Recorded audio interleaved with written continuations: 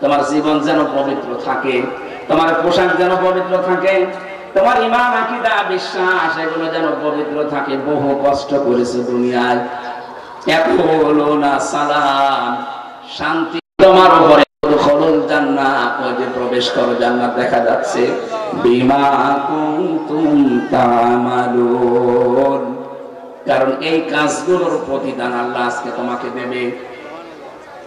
কুমিল্লাবাসী, সত্যি আমি আমার ঈমান থেকে বলছি, দুনিয়ার জীবনটা কিন্তু সত্যি সত্যি ধোঁকা। এই ধোঁকার পেছনে পড়ে অন্যের মুখে হাসি ফোটাতে গিয়ে যেন কোনো হারাম কাজে আমরা পা না বাড়াই। আর যারা বৈধ ইনকাম যতটুকু সমর্থ আছে ওইটা বাদ দিয়ে অবৈধ পথে যারা পা বাড়াচ্ছেন, কি আপনার উদ্দেশ্য বলেন তো? যা উপায় করছেন সব আপনি খেতে পারবেন? আপনার উদ্দেশ্য এগুলো দিয়ে আমার স্ত্রী, আমার ছেলে মেয়ে, আমার মা বাবা আরো বেশি আরামে থাকবে, হাসি খুশি থাকবে, আরো শান্তিতে থাকবে নাকি? বলেন বলেন, এইটাই তো আপনার উদ্দেশ্য। এই জন্য তো বাবা শাহজালাল সব হালাল করছেন।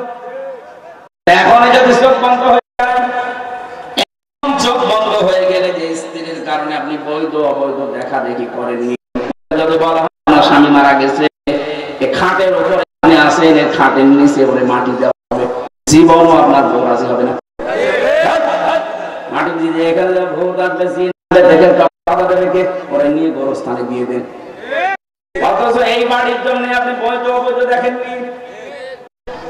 আমি তো বাস্তব কথা বলছি। এই পৃথিবীতে যদি কেউ মারা যায় আর 200 বছর পরে যদি এই কুমিল্লায় ঘুরে আসে, মাত্র 200, কত বলেন বলেন, 200 বছর পরে যদি আসেন, ওই সময় যারা এই কুমিল্লায় বাস করবে তাদের আপনি চিনেন না, তারাও আপনাকে বলেন না কেন?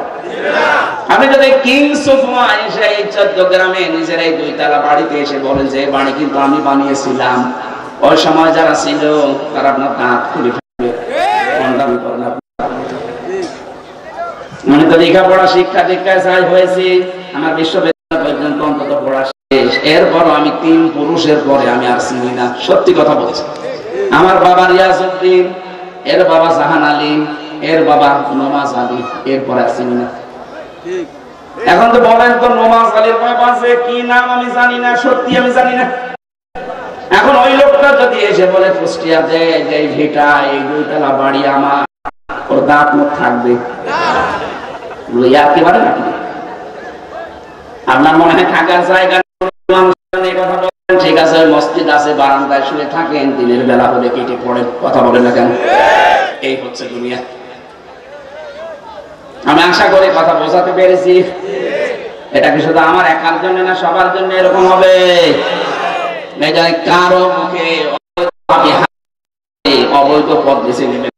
হ্যাঁ, আপনার অবৈধ সম্পদ আপনার ছেলে মেয়ে বউ মা বাবা ভোগ করে 2 পায়খানা আছে, কিন্তু একটা অবৈধ কাজ করলে একটা গোনা আপনার মা বাবা আপনার সন্তান নেবে না। এরপরও যদি কারো মাথা না খোলে, আমার মনে হয় হবে না, বাঁকারি শরীর আসবে।